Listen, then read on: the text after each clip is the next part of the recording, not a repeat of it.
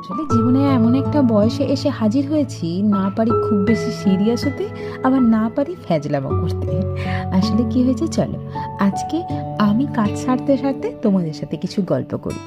সকালবেলায় কর্তামশাই বেরিয়ে যাওয়ার পর দেখলাম কিছু মুদিখানার উপকরণ শেষ হয়ে গেছে, তাই চট করে অর্ডার দিয়ে দিয়েছিলাম অনলাইনে। সত্যি কথা বলতে কি, আমি অনলাইনে এই মুদিখানা টদিখানা কেনাটা ঠিক পছন্দ করি না, কিন্তু যখন দেখি খুব দরকার পড়েছে তখনই অর্ডার দিই। না হলে আমি বাজার থেকে, ওই খুচরো দোকান থেকে কেনাটাই প্রেফার করি, কারণ তারা দোকান খুলে বসে আছে, সারাদিন ধরে খাটছে। তো যাকে সেসব কথা বাদ দিলাম। আজকে বললাম না, ওই যে বাচ্চাদের মতো মাঝে মাঝে আনন্দ পেতে খুব ভালো লাগে।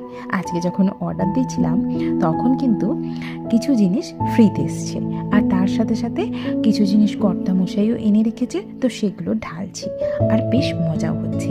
ওই যে রসুনটা দেখলে, ওটা না 9 টাকা নিয়েছে। জানি না বাজারে